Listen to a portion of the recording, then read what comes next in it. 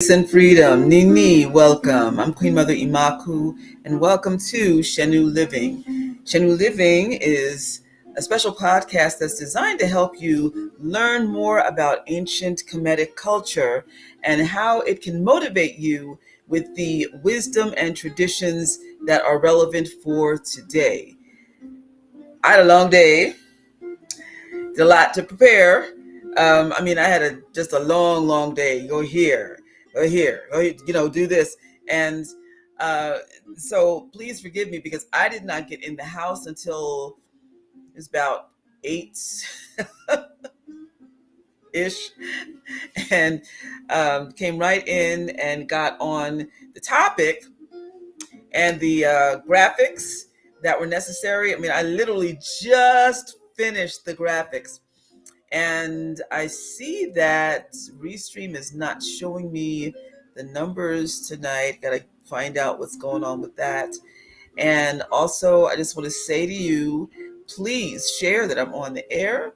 Please click like and subscribe to my YouTube channel if you have not done so. And also come on over to my Facebook channel and join me at facebook.com/Imakhu. Working on building up my numbers. I don't know. Let's go. And so, if you're here, please drop a comment in the chat. And tonight we're going to explore the topic, the lust, lure, and liability of power. Power is something that affects all of us. If we want to move further ahead, then a lot of times we will align ourselves with people of power. If we feel powerless, then we will often do what we need to do to feel as though we are empowered. Otherwise, we get walked all over. We have a lot of different reasons for engaging in, pursuing power, because we all engage in power in some way or another, whether it is being in charge of something, being in charge of a family, being in charge on your job, being in charge on your sport, being in charge when it comes to your friends getting together, and there's always the one who kind of decides on what to do, and not always, but I don't hang out with people like that. But anyway, we have different ways that we all deal with power.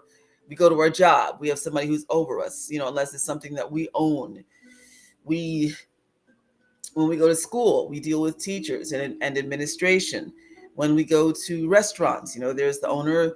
Even the very waiter or waitress has power for the moment because they're serving you your food, and they have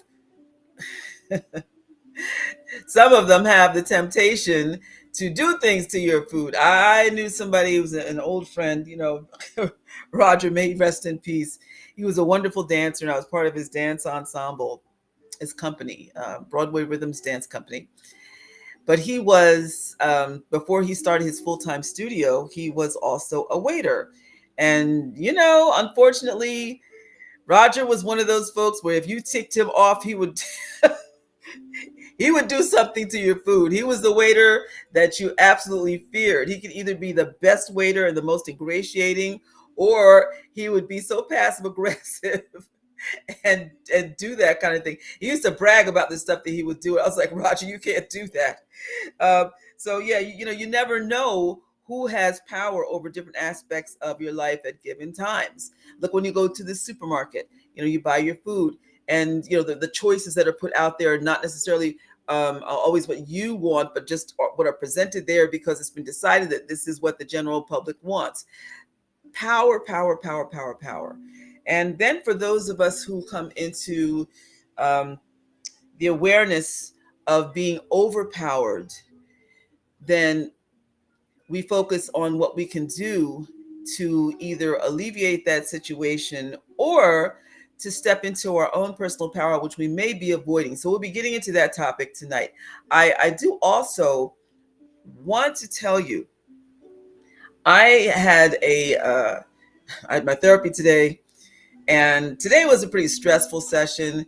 When I left there, I just wanted something to calm me down. Well, I went to the library, and I was headed to the library anyway because I had a 4-hour recording session. And so my dear friend Tanisha Garner, she is who I am the um, co-producer of this wonderful entity that she had the idea of creating, cultures across the city. Plus, we've known each other so long. I used to teach her children when they were in elementary school, the two oldest ones, and now they're in high school. And um, so she's a fellow artist, and she contacted me and she said, "Hey, we're at the library. We're in your neighborhood." So I said, "I'm actually walking to the library right now." This lovely bracelet, because she also has her design company and jewelry company called Chosen Designs, is from her. So I wanted to share that with you. Isn't that beautiful? Listen, I changed my whole outfit just so I could make sure that I matched this to what I was wearing. Because I wanted to give her a shout out tonight, and I want to share with you her contact information.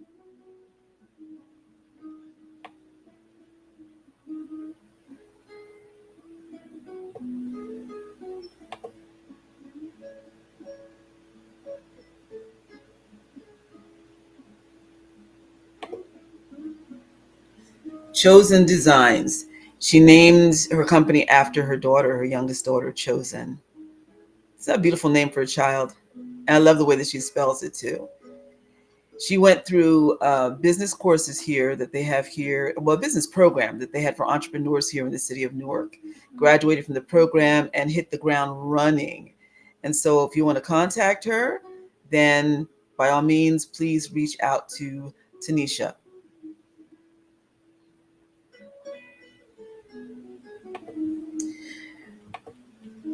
But then the other great thing was I walk in because they had this, basically that they had vendors and artisans in the courtyard, which is to the side of the library. So I walked in, and who do I see but another friend, Monique Smith. And Monique has been one of the entrepreneurs who had spoken on my empowerment series last year, Reclaim Your Throne. And in the conversation about business, she talked about how she started her own business because she wanted to help people. So she deals with holistics. I was telling you all about the hemp cream, the salve, the CBD, it's the CBD salve, tired, that I got from her. But let me just do right by her because she sent the lovely picture that she took of the two of us today.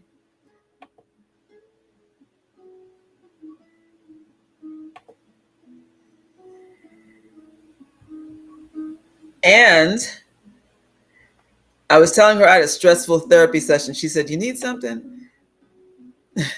So she gave me some of her chillax, and it's still working. I am still in this chill place hours later, and but still focused, not like too chill where you can't really get it together. No, it was enough to relax me and get me to really hone in on what I needed to do, even especially for tonight.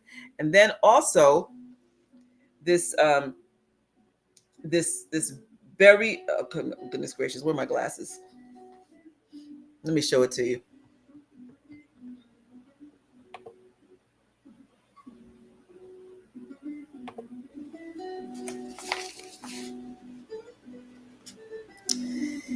It is this very wheat. I can't read quite what it says. Oh, my glasses. See, I had everything together. Listen, I got everything together tonight, but I can't see. But it's a relaxant. It's a relaxing tea. I look forward to taking this. I'm going to make some of this tomorrow and put a big jar of it. She told me to put it in a mason jar. So I'm going to make some, put it in a mason jar, and have it nice and cooled. And I look forward to enjoying this. It's called, oh, yes, okay, Berry Heart Hug Infusion. Yeah.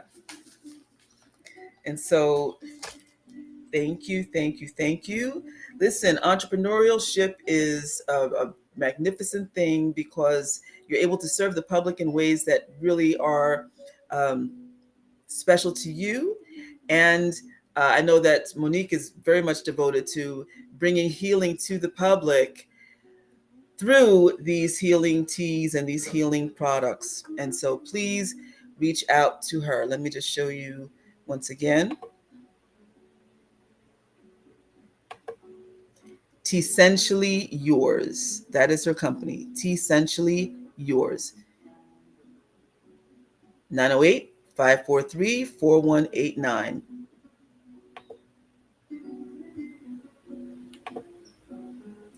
And for those of you who might be connected to previous stalkers in my life, any flying monkeys, I'm going to warn her and also Tanisha about who to look out for, okay? All right. So, but I hope the rest of you are able to reach out to her and support her. She's a really, both she and Tanisha are just really good, positive, and strong sisters who have taken back their power in their lives in terms of their own commerce. Yes. All right.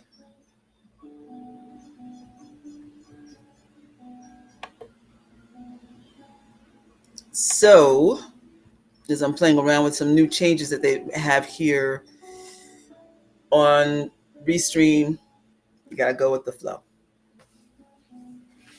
All right. So, opening the way, pulling in the second Desu to guide us through a wonderful, strong, productive session with positive energy around us to protect us, to guide us, and to help us. Duau. Okay.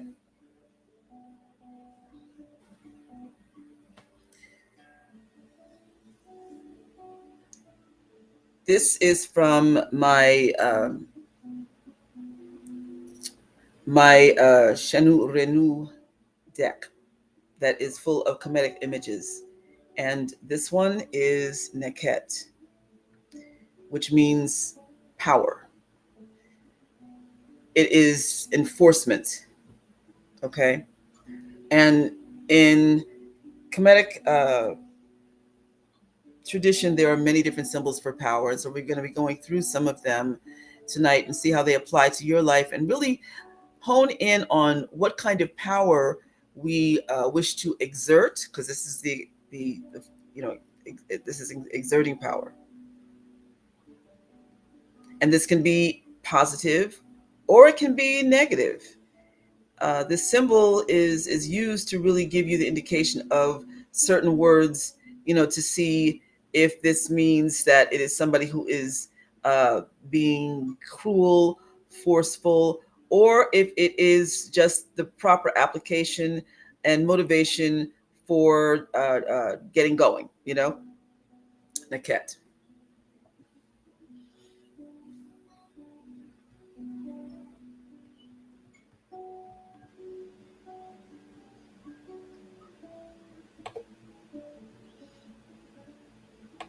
So I have a number of graphics that I created tonight. And first, I want to show you this scene.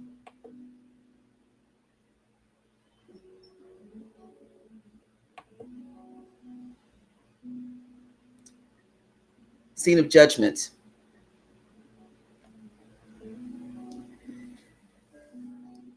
Now, for those of you who are familiar with Kemetic tradition, then I'm sure that many of these images are familiar to you. But within this one scene, there are so many symbols of power. Starting from the far left, you see the initiate who is in the afterlife being brought to the scales of Ma'at. Ma'at is the foundation of our tradition. It is harmony, reciprocity, balance, justice, higher love, and order. And the heart of the initiate who is in the afterlife, and this is also a scene regarding initiation in general, but his heart is weighed on a scale and compared to the feather of my eight. And if the feather is heavier than the heart, then basically you don't pass. Okay, there has to be balance. The heart has to be the same weight as the feather. Your heart has to be as light as a feather. So the scale, that is one symbol. By the way, the one who is leading the initiate, the guardian leading the initiate, is Enpu, who the Greeks called Anubis. Let's remember to use the correct names. He is carrying an ankh in his hand.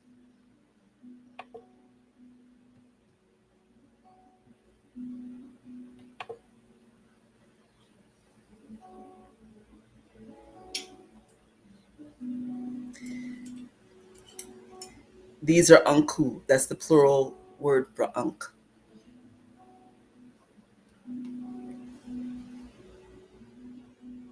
The ankh can be ornate and elaborate like this, with healing gemstones on it. This is the one that was gifted to me by my godchildren and students.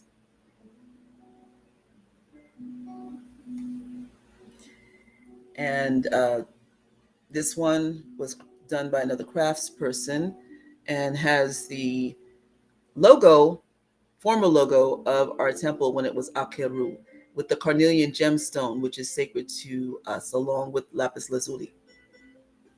This one has the lapis lazuli. It has carnelian, and it also has a particular crystal. Okay, Lemurian.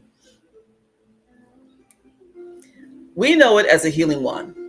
I teach it to be known as a healing wand because that's ultimately what it was. It was something that opened up power within you, and you it enhanced power within you, and still does.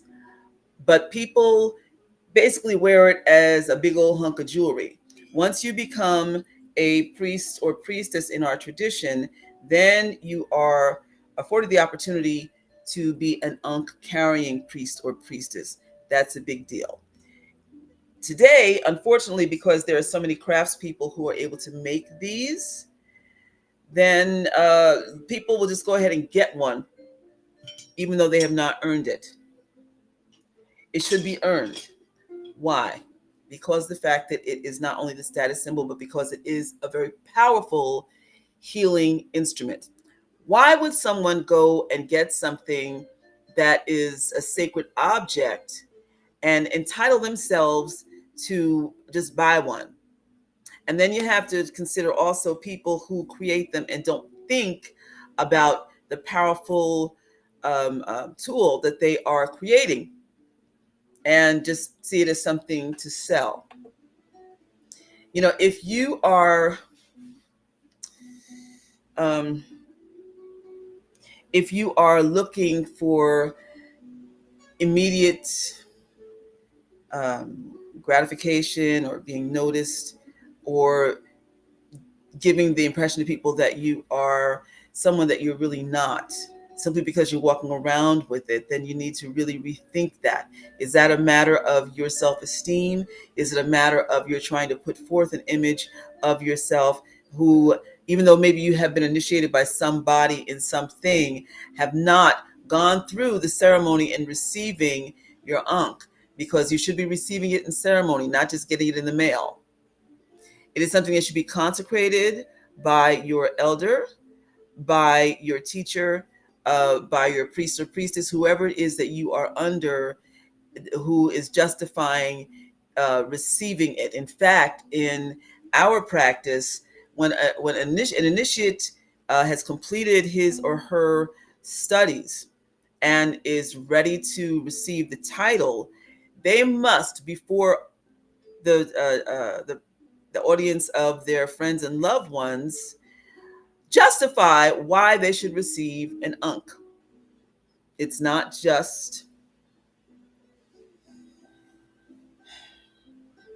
Like I said, it's not just a big old hunk of jewelry. For some, that's all it is. They get it. It's a challenge to get it. They love the idea of getting it. They feel important after receiving it. And then they don't, they'll toss it in their closet and they don't see it again until some important function comes up and they want to come stepping in with the ankh. No, no, no. You should also be receiving training on how to use it as a healing wand. There is a very specific technique, and you should not fake the funk in trying to pretend that you have received this training when you have not. It requires humility to go and study with somebody and to truly go through initiation, as opposed to doing what I call initiation. So, um, so let's go back to the scene. I'm going to get through this. It's been a long day, but I've still got some energy.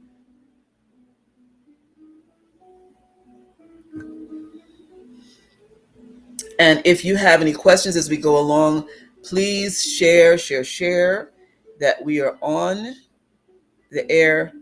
I am not being shown anything as far as Restream is concerned on my end. And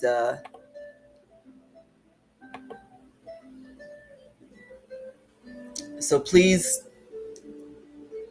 drop something in the chat so I know that you're there. Okay. All right, moving forward.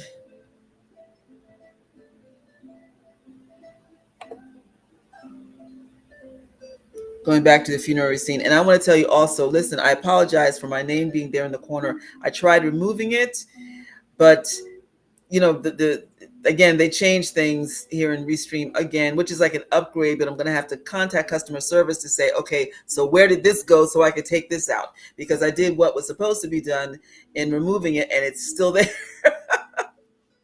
So as I bring up the graphics, I'm sorry, you'll still see, a little bit of my Ren in the corner.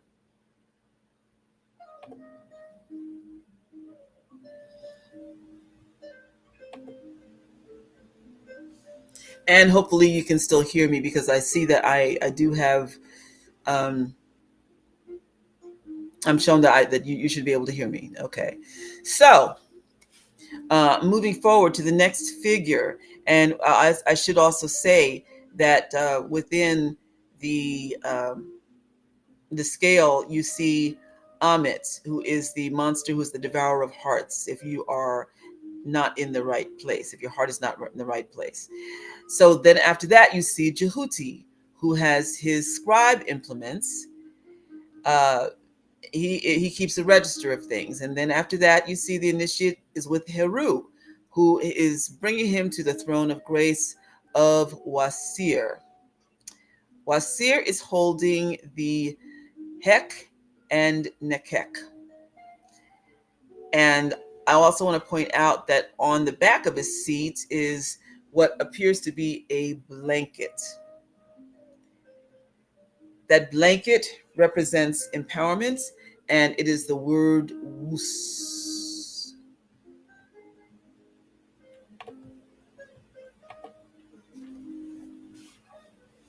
Wus, which means to enhance, to empower. Just like when we say ashe, it's tied into that word, okay? We say wuche, or washet, or um, um, um, well, there are a lot of variants, okay? But when you have a blanket, it enhances the warmth in your body. This is an energetic enhancer. There's a yogic pose that goes along with that too, a comedic yogic pose, at least in our practice as I teach it, okay? Enhancing the power of others, enhancing your own power. Who do you give power to? Who do you reach out to enhance your own power? Is the enhancement gradual, just like when you wrap yourself in a blanket and the body gradually gets warmed up? Or do you take power by force? Is it something that you give yourself over to in a comfortable way? Just like a blanket is comfortable to you, or does it feel like a steel coat?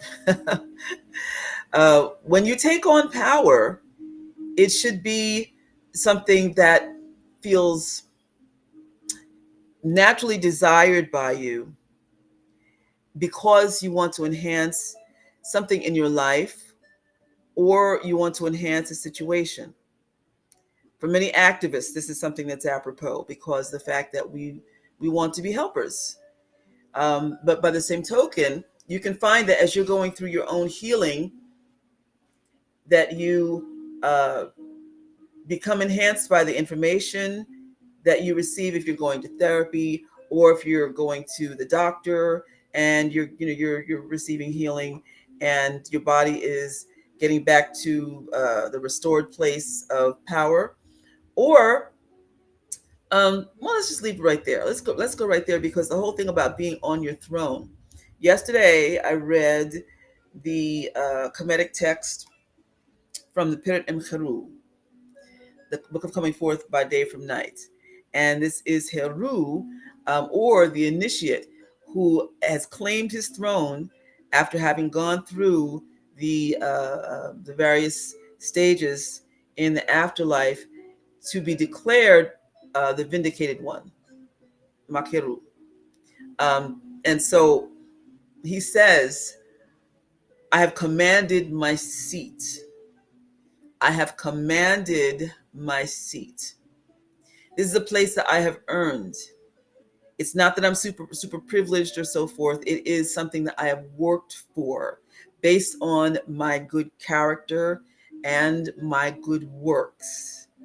Therefore, what I put out there has come back to me, and I sit in a place of authority as a result.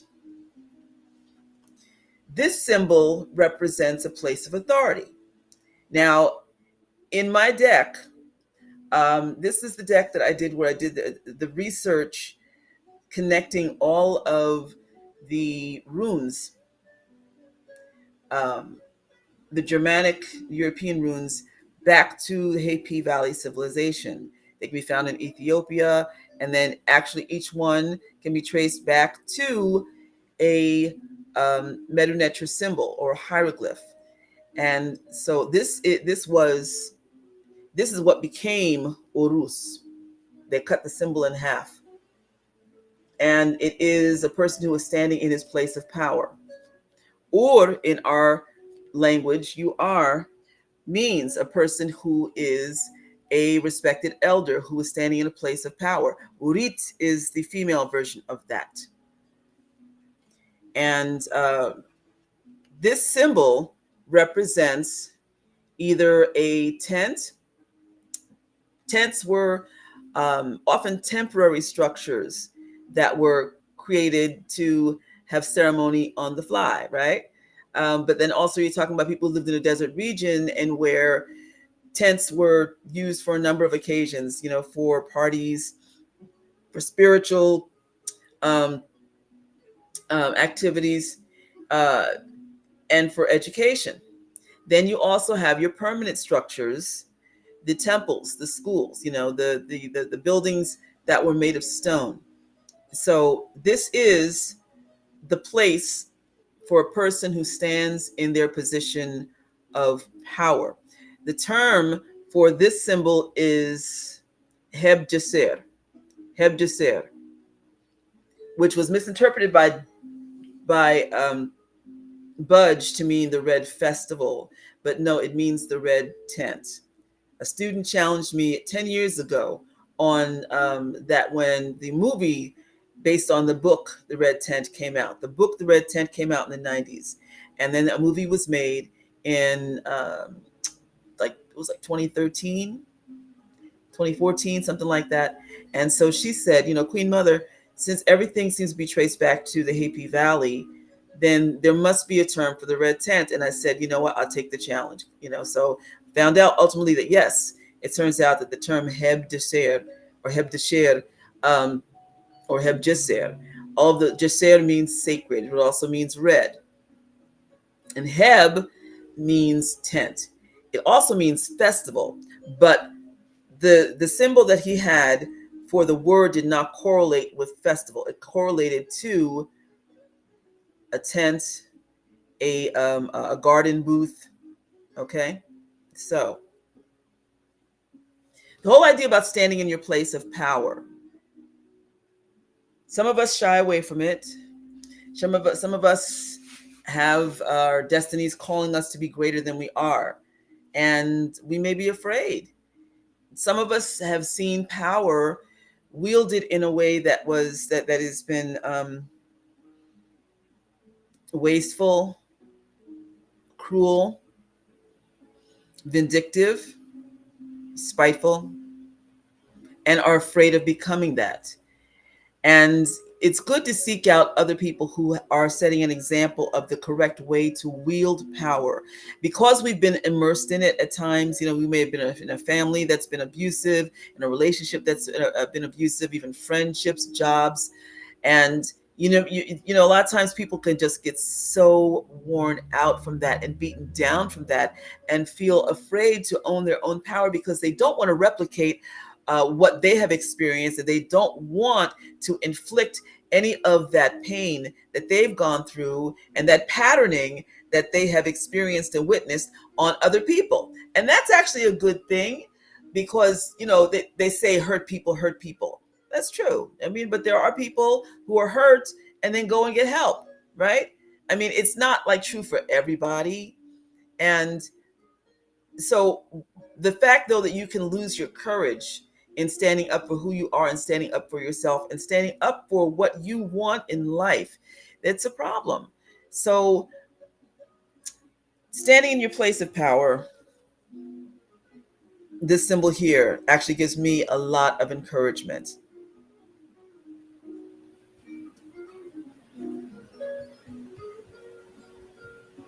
I want to also share one more thing with you. Now,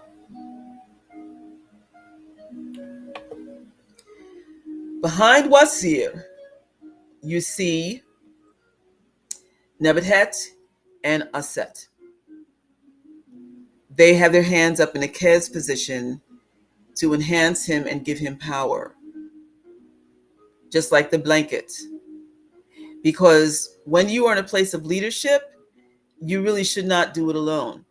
You should look for those who are going to stand with you and who are going to work with you and also help to build you up in the same way that if you're in rulership or leadership, you are working to build up your community. So it should be a symbiotic relationship. Now, let me go to the symbol of the two instruments that Wasir is holding in his hand.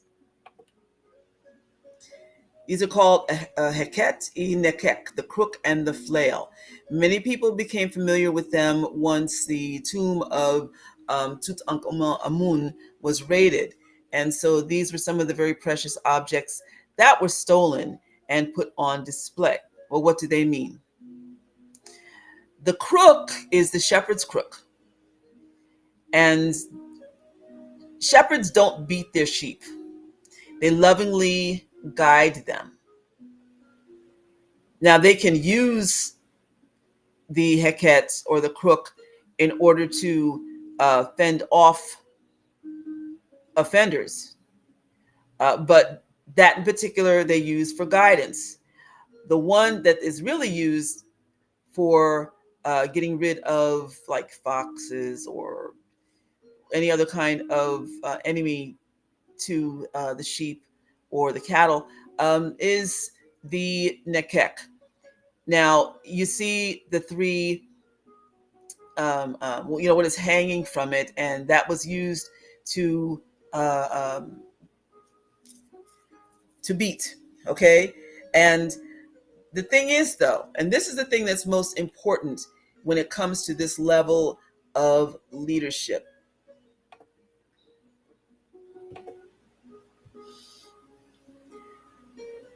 The idea was for a just leader that you would administer punishment first to yourself.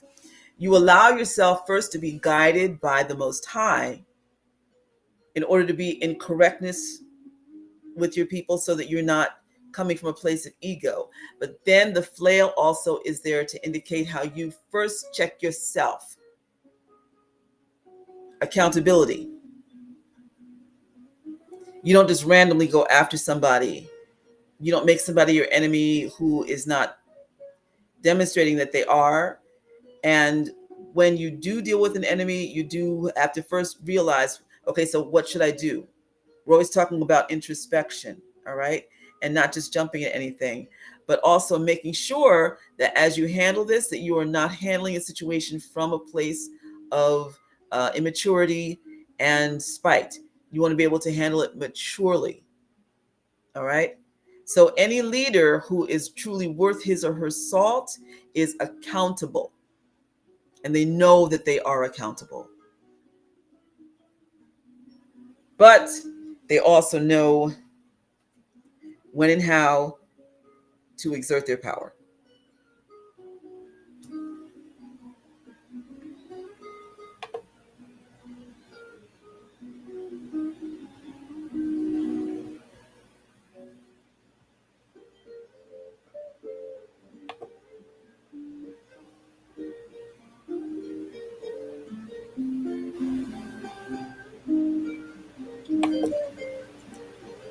Here we have Waj,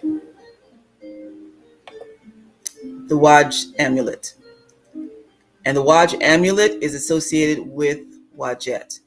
The amulet depicts either a bundle of herbs or the papyrus stalk. Wajet, who is the healer, is depicted as a cobra, but also as a lioness. And we talked about her, I think it was last week or 2 weeks ago. And she was one of the earliest guardians depicted nursing baby Heru.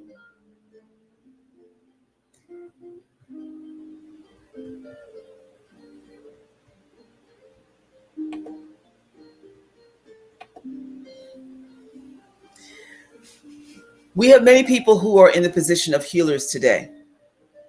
Healing or becoming a healer is basically as easily as just plunking down some money. People don't care if you have the character for it, if you're called to do it, if you have the skill set for it, and if you actually are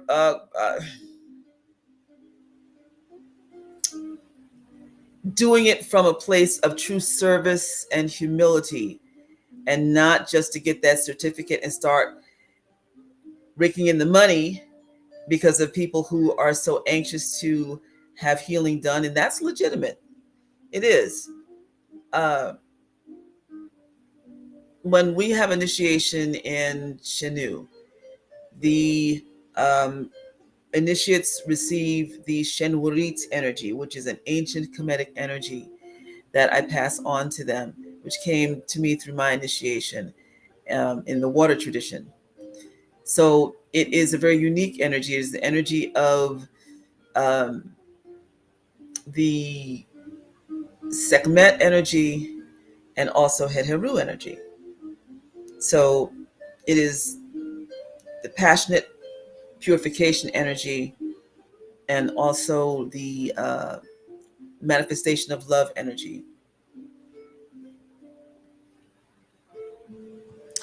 But the question is, what do people do with it after they received it? Or just like, after, I've seen people who have gone through the ceremony, received the energy, and then went out there living their lives willy-nilly. And you can't do that. You really can't do that. And then there are people who receive it and then they're on to the next thing. Oh, I'm going to go and become Reiki 3, and then it's the next thing. Oh, I'm going to do this, boom, boom, boom. It's one thing to acquire tools just like the Ankh, right? And all these scepters that are symbolic of power and being able to wield power effectively. But if you're just doing it to do what a friend of mine used to call patch collecting, or like the Girl Scout badges or Boy Scout badges. Okay, now you've done this, now this, now this, and you it's all about that. Then you need to really stop and take stock of what you are doing, because you're abusing energy. And actually, it's not like you can just turn one energy off and another one on. Which one are you working with? What tools are you working with? Well, actually, it's the same. Like if you're studying, say you're an initiate, and then you're while you're studying, you'll go off and sneak and don't tell your teacher you're studying with somebody else in a whole other tradition, or you're studying with somebody else in your tradition, but you're just greedy for the information and you don't want to wait and ingest everything that you have been learning. You just reaching, and not doing it with the integrity that you should be approaching it with. So it's the same way with the whole thing about becoming a healer, becoming a priest, all of that. What is it for? What are you going to do with it? And are you trying to amass millions, just trying to gather a bunch of people? Or is it that you would be satisfied in just having a small community that you work with and that you heal? I know people who are in hospitals who work with healing energy. And the thing is also, you want to make sure that a person who is supposed to be receiving the energy from you actually is giving you permission. It's wrong to just go up to somebody and just start administering your healing energy without their permission. I remember in this book that I still have somewhere. Actually, I haven't seen this book in a while. I have to really go through my stuff and see if somebody just borrowed it off of my shelf. Um, this is why I generally keep my good books in the back, because I learned that there are too many that would just leave my house. But there was a book written by Amber Kay called True Magic. And she gives this example of why it's important to honor a person's life path and to not abuse your own power in deciding, well, I'm just going to help this person in this way. I'm just going to send them healing energy in this way. And, well, okay, say if this person has found out that they are dealing with a terminal illness, you decide you're just going to send some enhancing or healing energy. But what if this person is ready to go? I actually had this happen. Well, I knew that this happened with somebody about 4 years ago who was trying to transition. I used to go and visit her in the hospital. But then this other person who I knew would show up and would be doing this healing work on her. And this woman was trapped in her body. This woman wanted to go. She indicated to me that she wanted to go. And she was too weak to tell this person. Well, actually, she was at this point, she was nonverbal. And she was only able to communicate with her eyes, yes, no, with how many times she blinked. And so I asked her if she was ready to go, and she blinked. I don't remember if it was once for yes and twice for no, but it was, she indicated very clearly, and I asked her a number of times to make sure. And I just started giving her counsel from a ministerial standpoint about it being okay to go. You don't have to stay here for the rest of us. We want you to be at peace. And I gave her instructions for what to expect. And, going into the light, and, it's okay, release, we love you. And I was playing her favorite gospel music for her. I had, because my thing is, I don't push my tradition on anybody. I'm an interfaith minister. So I honor where each person is at. And she had a series of songs from 70s and 80s gospel that she really loved. And so I compiled the playlist and I had it in my phone. And every time I would go and do work on her, knowing that her intention was that she was ready to go, I did healing work on her. I brought my uncle sometimes, but usually I just did work with my hands. And I would hold her hand and I would pray, and I would just pray for her to have a very peaceful transition and for it to be painless. And so unfortunately, this other person was coming and saying, "Okay, listen, it's all right. I know I know you want to stay here." And she didn't know. She had no idea about anything that I had done. And this one was not a minister. She was not doing any healing work. She was kind of winging it, and she was coming from a place of ego and saying, "You're gonna make it. Don't worry, you're gonna make it." And it was actually making things worse because, like I said, this woman was trapped, and I had to have a conversation with her and say, what you're doing is just really not right. And she said, "Yeah, but I'm not ready for her to leave." And I said, "See what you just said? You're not ready for her to leave. It's not fair to her. You shouldn't be making her feel guilty about the fact that she is ready to go." Her body was shutting down. All her organs were shutting down. I mean, she was just in a horrible shape and she needed peace. So as a healer, you need to be aware of what you're doing, and that includes whether you are really helping a person or hindering them. This book also, True Magic, also talked about what if you have this person who needs to find somewhere within themselves to heal and overcome this themselves, because that's possible too, right? So you can't just impose your beliefs about what healing should be. Sometimes healing means a person transitions. Maybe they're ready to move on to the ancestral phase and they'll be more effective in that role. It's wrong to judge. So, and again, going back to the whole thing about humility. Humility. A lot of people enter the metaphysical healing circles because they want to feel like a superhero. Not really a good way to do that.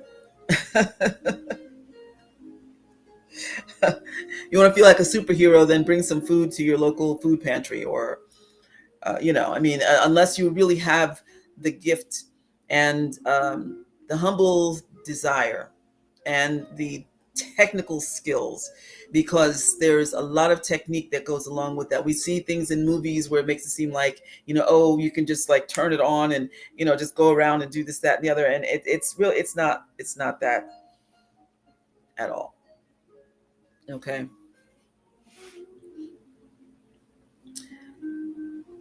So now you saw the image of Wajet, and Waj means green. It means healing, and it also means wealth.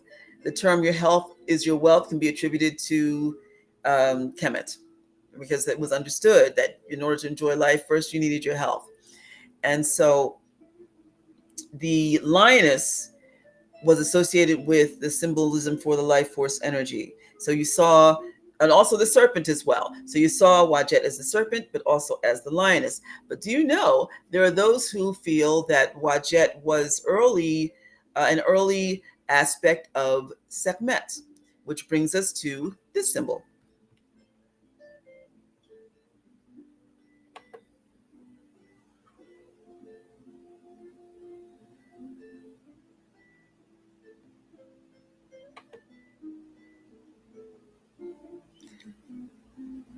The Simscepter.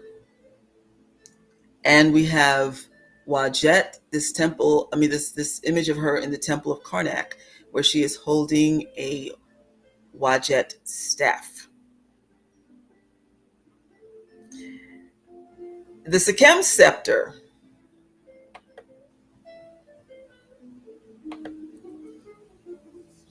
is also seen in some Seths statues. This is her miniature one.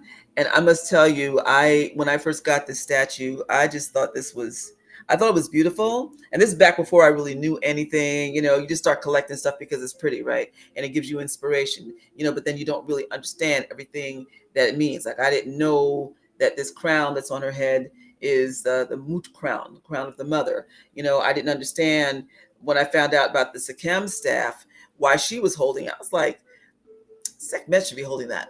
Okay. And then also in this, her right foot is forward instead of her left foot. Well, do you know, I eventually learned that this is the correct pose when you're holding the staff. This staff draws in the power of the sun.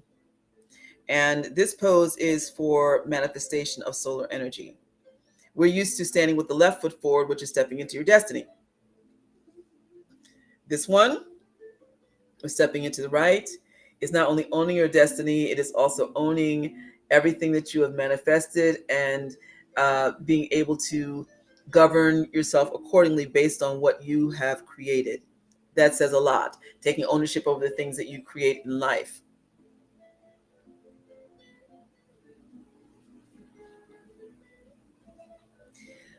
The Sikhem staff is associated with drawing in the energy of the sun. You imagine holding something so powerful, lifting up to the sky. This is where they get a lot of the things with that you see in science fiction movies, and talking about superheroes. All of this comes out of ancient lore, okay, and ancient cultural traditions and history.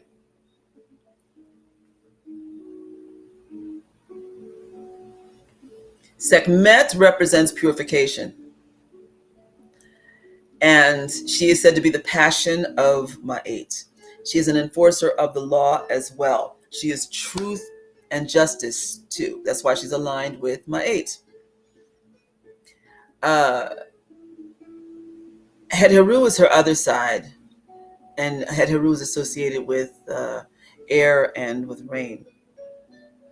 But with Sekhmet, you see her in statues carrying the Ankh, because she is also a she revives life, okay? Revivifier, yes. And so Sikhem means power. Sikhem also, Sekhmet is the word for, it means mother of power, a woman of power. Sekhmet is woman of power. Okay. And then finally,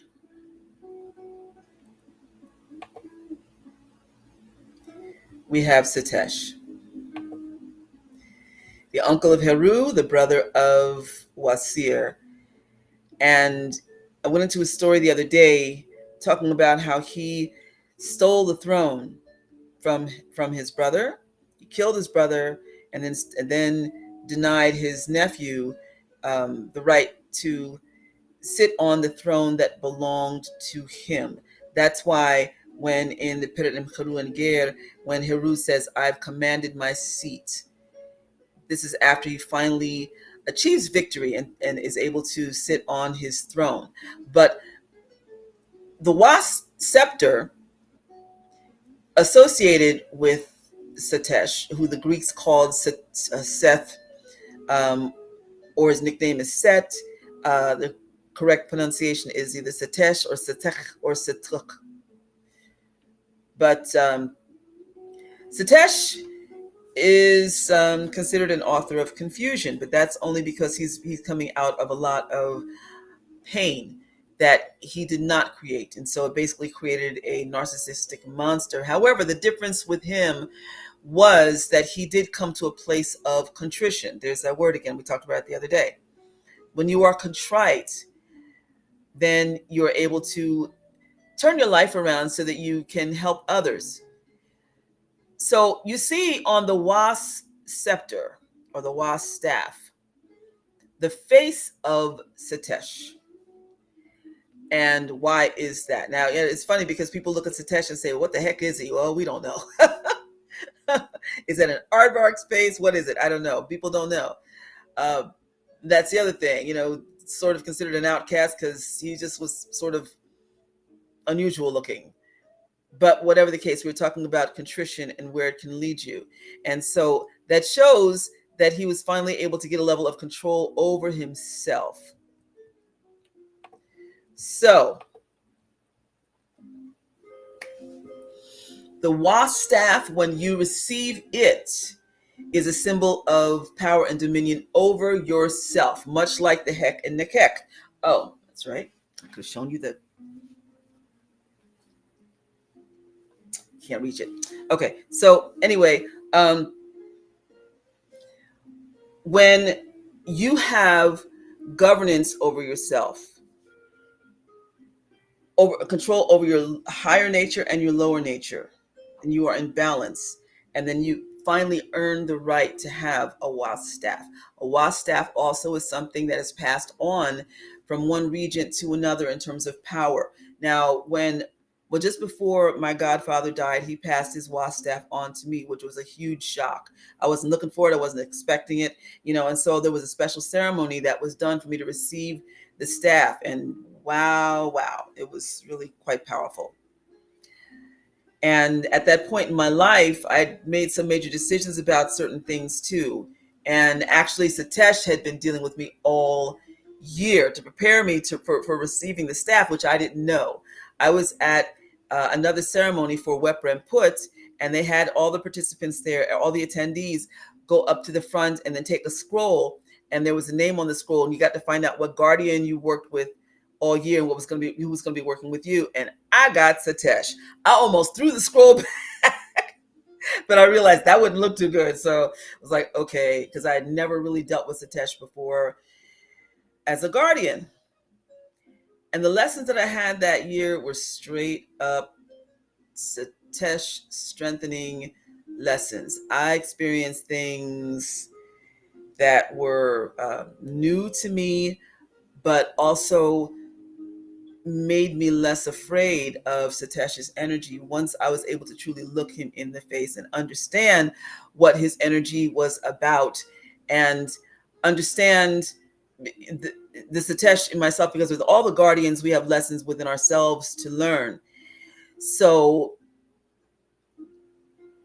when I found myself in ceremony and looking at his face on the end of the staff, after a year of amazing miracles that happened, wow,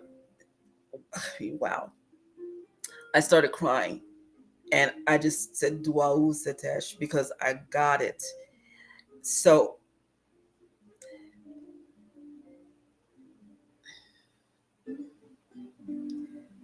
when we deal with power, we deal with aspects of overcoming.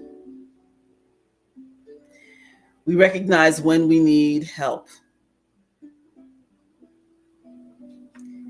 We recognize when we should stand in a place of courage and strength in order to inspire others.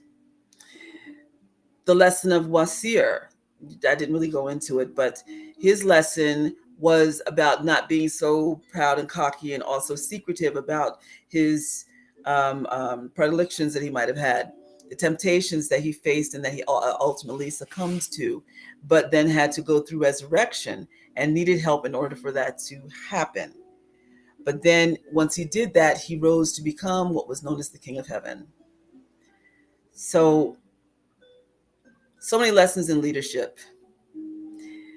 The biggest thing that you should know, because so many people lust after power, they're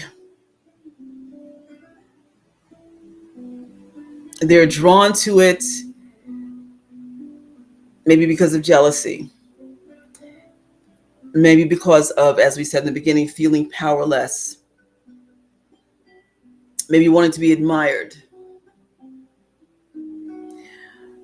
But the liability that goes along with having power is making sure that it is wielded in the correct way. Otherwise, you become a menace. Also, making sure you give power to the right people. Otherwise, you can create a menace. There's responsibility with power. And just like when you go to the gym and you work on the various machines, I go and I work on my arms, I work on my legs, the abs, all of that.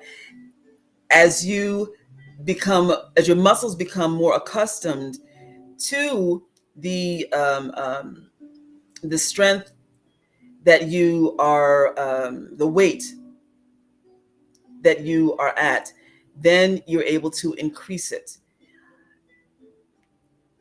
Increments. Okay? Sometimes people crumble because all of a sudden they'll have things just thrust upon them and they're not ready. Are you ready? If you are ready to own your own power, say Anuksaped. I am ready. I'm prepared. If you are ready to be aware of who you give your power to and why, say Ma'ani, I see.